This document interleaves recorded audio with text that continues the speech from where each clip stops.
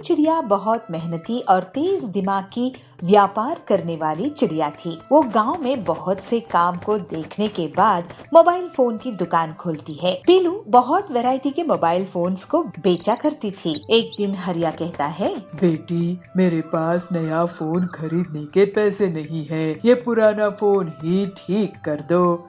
ये मैंने 5 साल पहले खरीदा था। तो पीलू कहती है, लेकिन काका मैं फोन ठीक नहीं करती हूँ, मैं तो फोन बेचती हूँ। बेटी मैं फोन ठीक करवाने के लिए कालू की दुकान में गया था, पर वो बहुत बदमाश है, इसीलिए तुम्हारे पास आया हूँ। ठीक है, मैं कोशिश करती हूँ। पीलू हरिया का फोन ठीक कर देती है और सोचती है कि रिपेयरिंग का भी काम शुरू कर दे, इससे और भी कमाई होगी। ये तो अच्छा हुआ, अब मैं फोन बेच भी रही हूँ और ठीक भी कर रही हूँ, अब अच्छी कमाई हो रही है। लेकिन कालू इस बात से बहुत जलता था। वो पीलू की दुकान चलती देखकर बहुत गुस्से में था। अरे कोई मेरी दुकान में क्यों नहीं आता है? इस पीलू की मीठी मीठी बातों से सब उसी के पास जाते हैं। मैं भी तो एक से एक फोन बेचता हूँ, आज इसकी तबीयत ठीक करता हूँ। रात में कालू कुछ बदमाशों को पैसे देता है। ये लो पैसे और उस पिद्दी पीलू की दुकान में ऐसी तोड़फोड़ मचा दो कि वो कभी भी दुकान नहीं खोल पाए। फिर वो बदमाश पीलू की दुकान को तोड़ फोड़ देते हैं। अगले दिन पीलू अपनी दुकान पहुंचती है। हे भगवान, ये क्या हो गया? मैं तो बर्बाद हो गई, पूरी दुकान ही उजाड़ दी है। अब मैं कहाँ से पैसे लाऊंगी इस नुकसान को भरपाई के लिए? मैंने बैंक से लोन लिया था, दूसरे व्यापारियों से लोन लिया था, अब मेरा क्या होगा? पीलू को रोता हुआ देखकर हरिया काका उसके पास आता है और कहता है, पीलू बेटी तुम निराश मत हो, हिम्मत रखो। अगर तुम बिना जानकारी के फोन रिपेयर कर सकती हो तो इस मुसीबत से भी बाहर आ सकती हो। कभी कभी कुछ अच्छा होने के लिए ही बुरा होता है। इतने फोन को ठीक करने के लिए मशीन लगेगी काका, मैं कहाँ से लाऊंगी? मेरे साथ चलो। पीलू को हरिया अपने घर लेकर जाता है। ये देखो बेटी, मैं पहले मैकेनिक था, लेकिन मेरी आंख खराब होने की वजह से मैं काम करना बंद कर दिया। इन पुरानी मशीनों के साथ तुम कुछ करो। फिर 1 हफ्ते की मेहनत के बाद पीलू एक मशीन बनाने में कामयाब हो जाती है और अपने टेस्टिंग में कुछ टूटे हुए मोबाइल को ठीक करने में कामयाब होती है। वाह बेटी, तू बहुत ही होशियार है। बहुत धन्यवाद काका, अब मेरे नुकसान को भरपाई होगी और अब मैं एक नया कारोबार शुरू करूंगी। इस तरह से पीलू मोबाइल रिपेयरिंग के साथ गरीबों के लिए मोबाइल बनाने का कारोबार भी शुरू कर देती है। पीलू का बहुत जल्द बहुत नाम हो जाता है और लोग उसके इंटरव्यू लेने के लिए आगे आते हैं। हरिया काका, आपका बहुत धन्यवाद, अब मैं अपने कारोबार में बहुत तरक्की कर रही हूँ। बेटी ये तेरी मेहनत का नतीजा है। और फिर पीलू की एक बहुत बड़ी फैक्ट्री हो गई। लालची कालू को जंगल छोड़कर जाने की नौबत आ गई। पीलू अब हंसी खुशी रहने लगी। श्यामपुर के गांव में पीलू चिड़िया अपने पिता टिल्लू के साथ रहा करती थी। टिल्लू किराना दुकान में काम किया करता था और जब भी दिवाली का मौसम आता तो वो सुंदर सुंदर मिट्टी के दिए बनाकर बेचता था। इस तरह दिवाली में दिए बनाकर बेचने से टिल्लू की ऊपरी कमाई हो जाती थी। एक बार ऐसे ही दिवाली का त्योहार आता है और टिल्लू की तबीयत खराब हो जाती है। वो घर में जब दिए बना रहा होता है तब उसे चक्कर आ जाता है और वो जोर से जमीन पर गिर जाता है। इस पर पीलू आकर उससे कहती है, पिताजी आपकी तबीयत खराब है, आप आराम कीजिए, अब आप दिए मत बनाइए। अरे बेटी, अभी तो दिवाली का त्योहार है, अगर मैं दिए नहीं बनाऊंगा तो मेरी ऊपरी कमाई कैसे होगी? फिर तेरी शादी के लिए भी तो पैसे जोड़ने हैं कि नहीं? पिताजी आप दवाई खाकर आराम कीजिए, मैं दिए बना लूंगी और उन्हें बेच दूंगी। अरे पीलू, तू क्या क्या करेगी? घर का काम करेगी, दिए बनाएगी और फिर तेरी परीक्षा भी तो पास में है, तू उसकी पढ़ाई कब करेगी? तुझे पढ़ लिख कर शहर में भी तो जाना है। पिताजी आप ज्यादा सोचिए मत, दवाई खाइए और आराम कीजिए।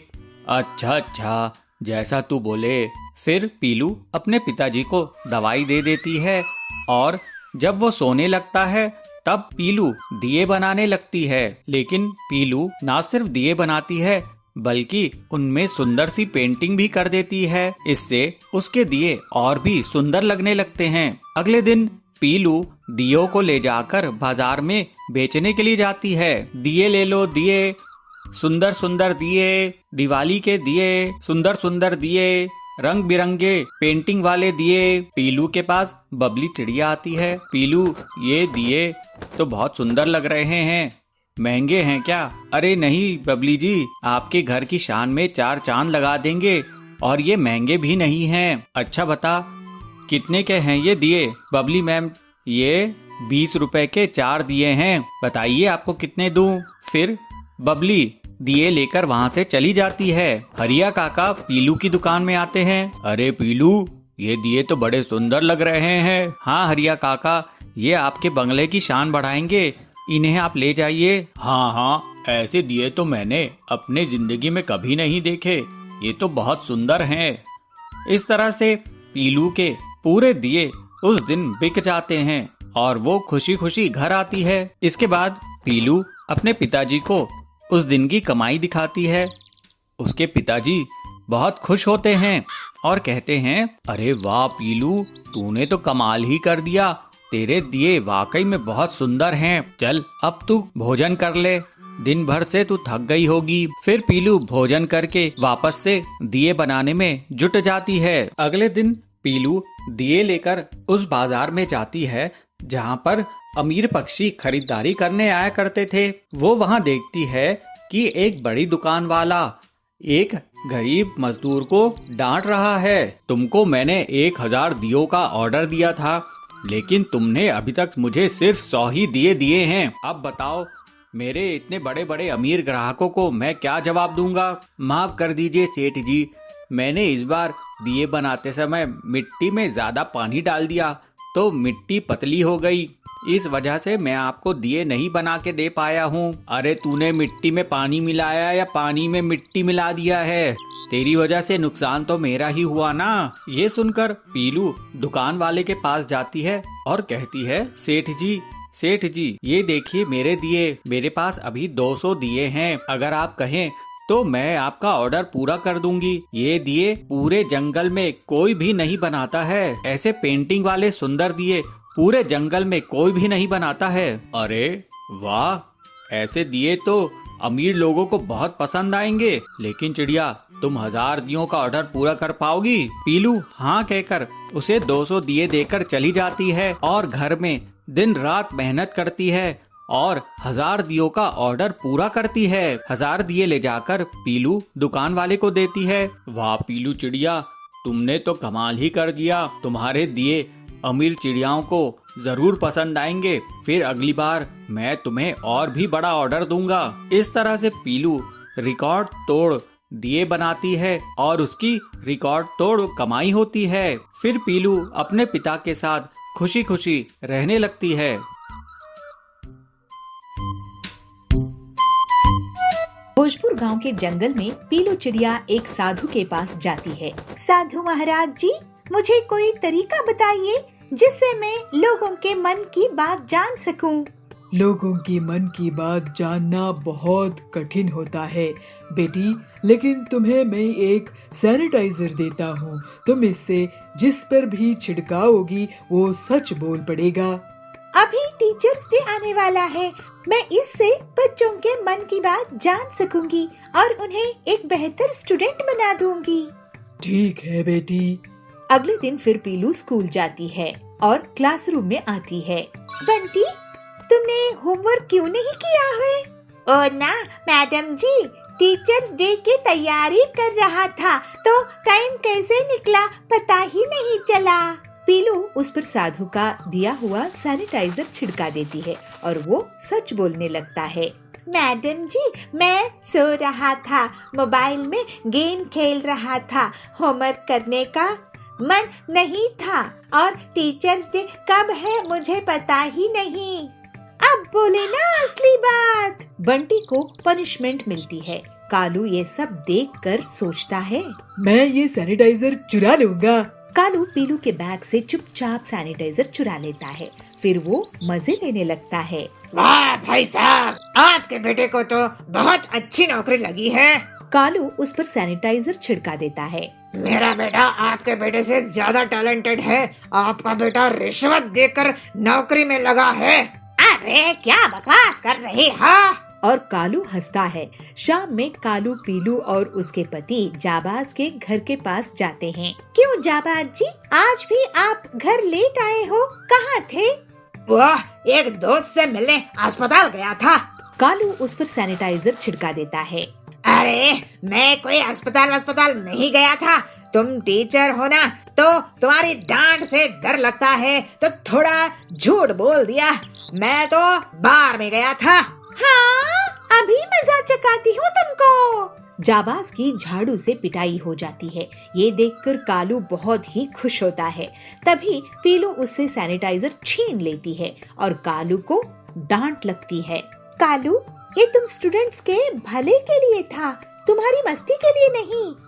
अब तुम टीचर्स डे में 5 ऐसे लिख कर लाओगे। अगर कोई बहाना बनाए तो याद रखना, मेरे पास ये सच उगलने वाला सैनिटाइजर है। जी जी मैडम। ये सुनकर कालू वहाँ से भाग गया। अरे पीलू, ये साधु का दिया सैनिटाइजर इतना असरदार है, ये तुम इससे कड़क की मदद क्यों नहीं करती? सुना है वो एक बहुत बड़े चोर को पकड़कर लाया है, लेकिन वो पैसा कहाँ छुपाया है ये नहीं बता रहा है। मेरा भाई इंस्पेक्टर कड़क की भी मैं इसी सैनिटाइजर से मदद करती हूँ। फिर पीलू कड़क के पास पुलिस स्टेशन जाती है। कड़क भाई, ये सैनिटाइजर लो और इस चोर पर छिड़का दो। पीलू के कहने पर कड़क वैसा ही करता है और चोर पूरा सच उगल देता है। फिर सभी बच्चे पीलू को टीचर्स डे पर बहुत सम्मान देते हैं। कालू उस पर 5 ऐसे पूरी ईमानदारी से लिख कर लाता है और सरकार भी पीलू को टीचर्स डे के दिन चोर से पैसा निकलवाने के लिए इनाम देती है। इस तरह से पीलू एक अच्छी टीचर होकर सभी स्टूडेंट्स का जीवन सुधारने में कामयाब होती है।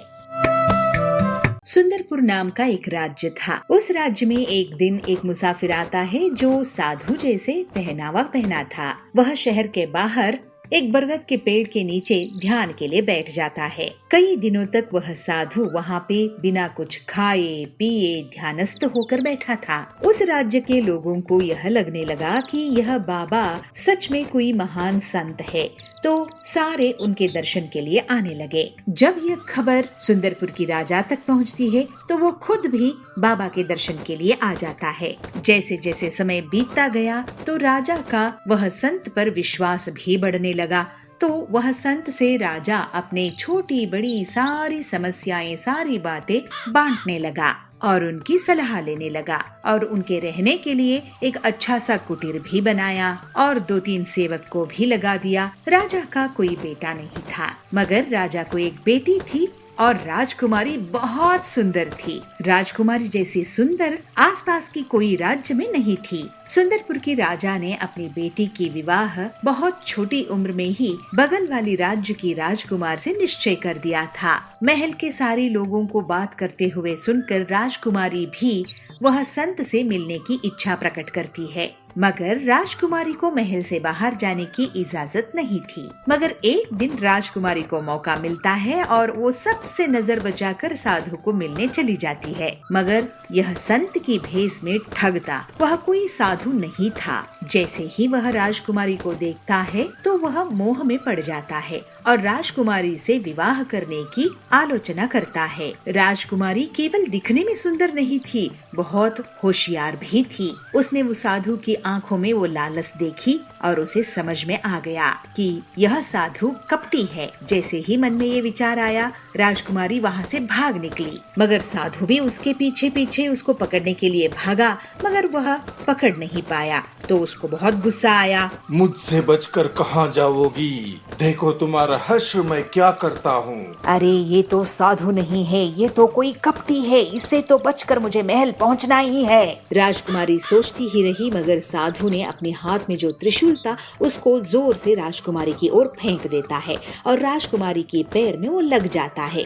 अरे मेरे पैर में ये लग गया, अब मैं कैसे भागूं? मगर राजकुमारी दर्द को सहन करने की शक्ति भी रखती थी, वह बहुत हिम्मतवर थी। तो उसने उस त्रिशूल को निकाल फेंका और जैसे तैसे करके महल पहुंच गई। अरे इसको तो किसी और को नजर नहीं आना चाहिए, इस घाव को मैं खुद मरहम पट्टी करूंगी। ऐसे कहते हुए अपने घाव पे मरहम पट्टी करती है और घबराहट से राजकुमारी रोने लगती है।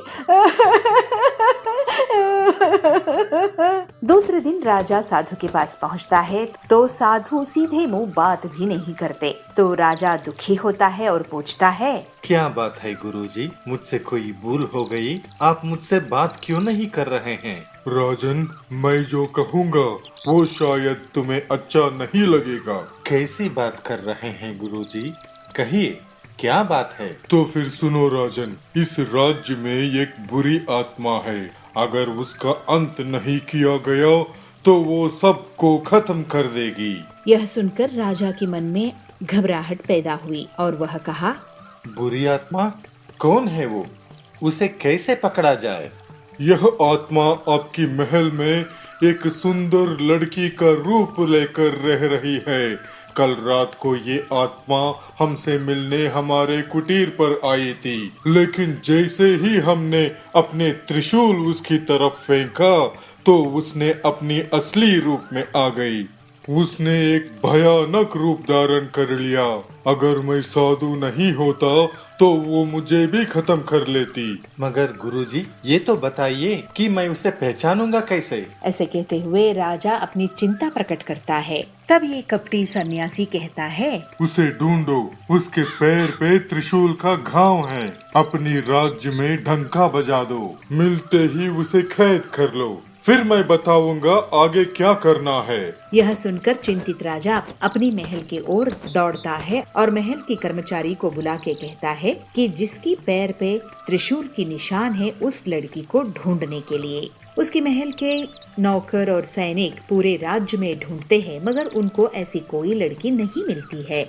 मगर आखिर में यह पता चलता है कि राजकुमारी की पैर पे त्रिशूल का निशान है और यह बात सेवक आके राजा को सुनाते हैं। यह बात सुनते ही राजा परेशान होकर साधु के पास पहुंचता है और सारी बातें साधु को कहता है और यह निवेदन करता है कि शायद साधु से कोई भूल हुआ हो। साधु को तो ये अंदाजा था, वह पहले से ही सोच कर बैठा था और राजा से कहता है, राजन, तू जिसे राजकुमारी समझ रही हो वो असल में तुम्हारी बेटी नहीं है।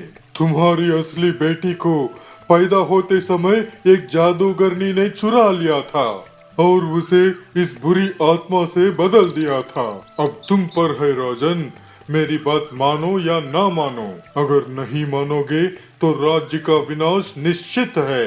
राजा को साधु पर अटूट विश्वास था, इसीलिए ज्यादा न सोचते हुए राजा ने साधु की बात मान ली और राजा अपनी बात को मान रहा है इसका भनक लगते ही साधु कहता है, एक बड़ी संदूक मेरी कुटिया में रख दो और रात होते ही किसी को भनक ना लगते हुए राजकुमारी को मेरे पास ले आओ।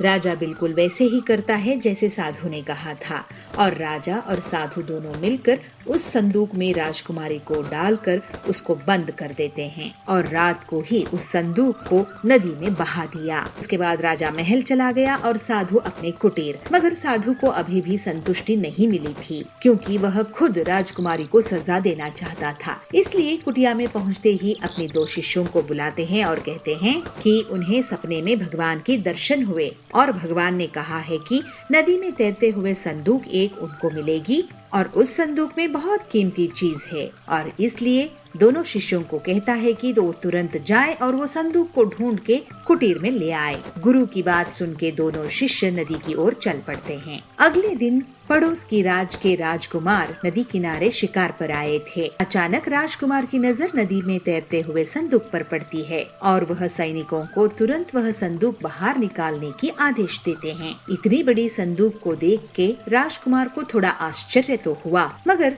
वह संदूक को खोल के देखने की निश्चय करते हैं और खोलते हैं। जैसे ही संदूक खोलता है तो वह आश्चर्य और बढ़ जाता है, क्योंकि संदूक में बहुत सुंदर सी एक कन्या थी। इतनी सुंदर कन्या राजकुमार ने पूरी अपनी जिंदगी में कभी नहीं देखा था। राजकुमारी डरते ही संदूक से बाहर आती है और राजकुमार को सब कुछ बताती है। राजकुमार भी स्वयं अपना परिचय देते हैं कि वो पड़ोस की राजकुमार है, जिसकी शादी राजकुमारी के साथ बचपन में तय हुई थी। राजकुमार राजकुमारी को सांत्वना देते हुए कहते हैं कि वह तुरंत वहीं पे गांधर्व विवाह करेंगे, और उन दोनों ने गांधर्व विवाह कर लिया। और सैनिकों को राजकुमार आदेश देता है कि उस पेटी में एक जंगली बंदर को बंद करके फिर से नदी में बहा दिया जाए। राजकुमार राजकुमारी के साथ अपने महल वापस चला जाता है। इधर साधु के दोनों शिष्य पेटी को नदी में तैरते हुए देखते हैं और उस संदूक को ले जाकर साधु की कुटीर में रख देते हैं। पेटी को देखकर साधु को बहुत संतोष होता है और वह दोनों शिष्यों को कहता है जब तक वो ना कहे तब तक कुटिया के अंदर ना आए और कुटिया के बाहर पहरे पे खड़े हो जाएं। फिर क्या था, साधु ने कुटिया की दरवाजा बंद किया और संदूक को खोला। पेटी से निकली हुई बंदर साधु के ऊपर कूदकर उसको बहुत सताती है। साधु चीखता रहा, चिल्लाता रहा, मगर कोई कुटिया की दरवाजा नहीं खोला। इस तरह साधु को अपनी किए की सजा मिल गई। एक जंगल में पीलू चिड़िया अपने पिता टिल्लू और अपनी माँ बबली के साथ रहा करती थी। टिल्लू खेती करके अपने परिवार का भरण पोषण करता था। मुखिया रहा करता था जो पक्षियों की जमीन को जबरदस्ती हड़प लिया करता था और जो भी पक्षी उसका विरोध करते वो उसे मरवा देता था। एक दिन टिल्लू अपने खेत में काम कर रहा था, तभी मुखिया टिल्लू के खेत पर पहुंचता है। मुखिया के साथ उसके कुछ गुंडे भी रहते हैं। अरे टिल्लू, ये खेत तू मेरे नाम कर दे, उसके बदले में मैं तेरा पूरा कर्ज माफ कर दूंगा। टिल्लू कहता है, कैसा कर्ज मुखिया जी, मैंने तो आज तक आपसे कोई कर्ज लिया ही नहीं। इस पर मुखिया उसे धमकाते हुए कहता है, अच्छा तूने मुझसे कर्ज नहीं लिया, ये देख कागजात, इस कागजात में तूने मुझसे पूरे 2 लाख रुपए उधार लिए हैं और इसमें तेरा अंगूठे का निशान भी है और अब तो ब्याज मिलाकर ये पूरे 4 लाख रुपए हो गए हैं। टिल्लू ये सब देखकर बहुत डर जाता है। वो गिड़गिड़ाते हुए कहता है, मालिक आप ये सब मत कीजिए, अगर आप मेरी जमीन ले लेंगे तो मेरा परिवार भूखा मर जाएगा। देख टिल्लू, मैं तुझे अभी बहुत अच्छे से समझा रहा हूँ, अगर तू मेरी बात नहीं माना तो फिर तू जानता है अंजाम क्या होगा। इन गुंडों को देख रहा है ना, ये तुझे ऊपर पहुंचा देंगे। इस तरह डराने धमकाने से टिल्लू मुखिया का सामना नहीं कर पाता है और वो डर के मारे उसको अपना खेत दे देता है। टिल्लू उदास मन से घर आता है। बबली उसे कहती है, क्या बात है जी, आज आपकी तबीयत ठीक नहीं लग रही है। अरे बबली, सब बर्बाद हो गया। आज मुखिया खेत पर आए थे, उन्होंने फर्जी कागजात बनाए कि मैंने उनसे कर्ज लिया था, जबकि मैंने उनसे कोई भी कर्ज नहीं लिया था। अब डरा धमकाकर उन्होंने मेरी जमीन हड़प ली है। पीलू अपने पिता से कहती है, पिताजी आप मेरे साथ मुखिया के घर चलिए, मैं उससे अपना खेत वापस लेके ही आऊंगी। फिर टिल्लू पीलू के साथ मुखिया के घर चला जाता है। पीलू गुस्से में मुखिया से कहती है, बदमाश मुखिया जी, आपकी हिम्मत कैसे हुई मेरे पिताजी से खेत हड़पने की, अब उसे तुरंत वापस कीजिए। मुखिया कहता है, अरे टिल्लू, तेरी बेटी तो बहुत सुंदर दिखती है, गुस्से में तो ये और भी अच्छी लगती है। एक काम कर, तू मेरी इससे शादी करा दे, फिर तुझे तेरा खेत वापस मिल जाएगा। टिल्लू अपनी बेटी से कहता है, देखा बेटी, ये कितना बदतमीज है, ये बदमाश है, इसके मुंह मत लग, चल मैं किसी और के खेत में काम करके अपना घर संभाल लूंगा। इस तरह कुछ दिन बीत जाते हैं। फिर टिल्लू हरिया तोता के खेत में काम करने लगता है। एक दिन पीलू अपने पिता के लिए भोजन ले जा रही थी, तभी उसे किसी के करहाने की आवाज आती है। पीलू उस आवाज की तरफ जाती है तो झाड़ियों के बीच में उसे एक पक्षी दिखाई पड़ता है। वो बहुत घायल था और वो करहाते हुए पानी मांग रहा था। पीलू कहती है, ये लीजिए पानी पीजिए। पीलू चिड़िया तुरंत ही उस घायल पक्षी को पानी पिलाती है। फिर वो पक्षी पीलू से कहता है, बेटा तुम्हारा बहुत बहुत शुक्रिया। एक जंगली जानवर ने मुझ पर हमला कर दिया था, मैं बुरी कदर घायल हो गया था। यहीं पास में ही मेरा घर है, तू मुझे मेरे घर तक पहुंचा दे। फिर पीलू उस घायल पक्षी को उसके घर तक पहुंचा देती है। घर पहुंचने के बाद वो पक्षी पीलू को एक बड़ी सी पोटली लाकर देता है। बेटा तूने मेरी जान बचाई है, ये ले, इसमें तेरे लिए इनाम है। बेटी ये कोई साधारण इनाम नहीं है, ये तरबूज के जादुई बीज हैं, इन्हें तू अपने आंगन में बिखेर देना, फिर देखना चमत्कार। फिर पीलू घर आकर उन चमत्कारी बीजों को अपने आंगन में बो देती है। टिल्लू उसे देखकर कहता है, अरे पीलू ये तू क्या कर रही है? पीलू कहती है, पिताजी ये तरबूज के जादुई बीज हैं। मैंने एक पक्षी की मदद की, मैंने उसे घर छोड़ा तो उसने मुझे ये तरबूज के जादुई बीज दिए, जिसे मैं अब अपने आंगन में बो रही हूँ। कुछ ही दिनों में पीलू के आंगन में तरबूज उगाते हैं। वे बहुत ही बड़े रहते हैं। बड़े बड़े तरबूजों को देखकर पूरा परिवार बहुत खुश होता है और उन्हें टिल्लू बाजार में बेचने लगता है। तरबूज बेचने से टिल्लू की बहुत अच्छी कमाई होती है। इसके बाद से टिल्लू और उसका परिवार खुशी खुशी रहने लगते हैं। बदलापुर एक छोटे से गांव था। यहाँ बबलू अपने ससुराल में रहता था। उसका ससुराल बहुत गरीब था। बहुत कोशिश करने के बाद भी उसे कोई काम दे नहीं रहा था। एक दिन बबलू बर्गर खा रहा था, तब उसका ससुर आकर उसे कहता है, हाँ दामाद जी, अच्छे से बर्गर खा लो, सुबह सुबह बर्गर खा लो। हम लोगों के पास चाय पीने के पैसे नहीं है, लेकिन आप ना बर्गर खा लो। क्या हुआ ससुर जी, आप इतने गुस्से में क्यों हैं? तो क्या करूं दामाद जी, घर में इतनी परेशानी है, गरीबी है, लेकिन आपको एक भी काम नहीं मिल रहा है और आप बर्गर खा रहे हो। मैं तो कह रहा हूँ आप कहीं पर मजदूरी कर लो, हम सब भी मेहनत मजदूरी कर रहे हैं। बबलू बहुत दुखी होता है। बबलू काम की तलाश में घूम रहा था। फिर वो चाय पीने के लिए एक जगह रुका। वहाँ कालू कौवा आया और बात करने लगा। क्या भाई बबलू, कैसे हो? मैं तो आज शहर जाकर बर्गर खा के आया हूँ, वहाँ बहुत अच्छा बर्गर मिलता है। अरे कालू भाई, मैं भी गांव का बर्गर खाया हूँ, लेकिन यहाँ तो सैंडविच और बर्गर में कोई फर्क ही नहीं है। लेकिन तुम बर्गर खाने के लिए इतनी दूर गए, तुम्हारे पैसे खर्च हुए होंगे। देखो भाई, मुझे तो स्वाद अच्छा मिलना चाहिए। अपने गांव के जंगल में एकदम घटिया बर्गर मिलता है। गांव के लोग बर्गर क्या होता है पता ही नहीं है इनको। उनके लिए वड़ा पाव और बर्गर एक ही तो होता है। बड़ी बड़ी दुकानें खोल लेते हैं, लेकिन बर्गर पैटीज ऐसा ही फिसल जाता है। मैं ही नहीं, और भी बहुत से लोग हैं शहर जाकर बर्गर खाते हैं। मैं तो कहता हूँ बबलू भाई, कोई अपने ही गांव में छोटा सा ठेले भी बर्गर का खोल ले तो वो बहुत कमाई करेगा। ये तो आप सही कह रहे हो कालू भाई, मैं एक बार शहर जाकर बर्गर खा के आता हूँ। उसके बाद से बबलू एक दिन शहर जाकर बर्गर खा के आता है। उसके बाद वहाँ पर खाना बनाने की किताबें पढ़ता है और उससे जल्दी ही वो सभी तरह के बर्गर बनाने सीख जाता है। शहर से वापस आकर बबलू अपने दोस्तों को बर्गर्स खिलाता है। सभी को उसके अलग अलग बर्गर्स बहुत पसंद आते हैं। ससुर जी, मैं कुछ काम शुरू करने जा रहा हूँ। क्या काम शुरू करने वाले हो बबलू जी? आप इतने टाइम शहर में क्या सीख के आए हो और पैसे जमा कर लिए हो क्या? बिना उसके तो कोई काम नहीं शुरू कर सकते। आप बस देखते जाइए ससुर जी। ठीक है, देखते हैं अब क्या कमाल करोगे।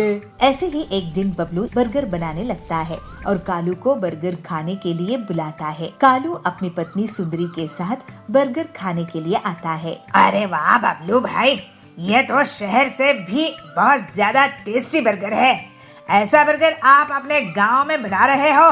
मुझे तो यकीन ही नहीं हो रहा है। अब मैं शहर नहीं, आपके ही यहाँ बर्गर खाने आऊंगा। अगर तुम्हें पसंद आया है तो सभी को पसंद आएगा कालू भाई। जल्द ही बबलू की बर्गर की दुकान बहुत धूमधाम से चलने लगती है। जल्दी ही वो मुनाफा कमाकर अमीर हो जाता है। ससुर जी, आपको जानकर बहुत खुशी होगी कि मेरा बर्गर का काम बहुत अच्छा चल रहा है और मैं अपने परिवार के लिए एक घर खरीद लिया हूँ। अब हम सब जल्द ही वहाँ रहने जाएंगे। बर्गर बेचकर कौन घर खरीदता है दामाद जी? घर तो अमीर लोग ही खरीद सकते हैं। आप घर को कल ही देख लेना ससुर जी।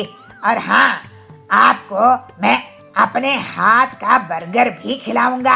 अगले दिन बबलू अपने ससुर को और बाकी के परिवार वालों को अपना नया घर दिखाने के लिए ले जाता है। घर देखकर सभी बहुत खुश होते हैं और अचंभित हो जाते हैं।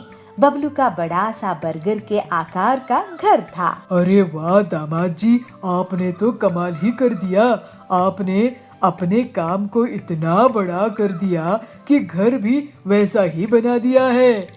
मैं तो आपसे बहुत नाराज रहता था क्योंकि मुझे लगता था आप आलसी और कामचोर हैं। लेकिन अब मैं बहुत खुश हूँ। अपनी मेहनत से बर्गर की दुकान चलाई और अपना घर भी बना लिया।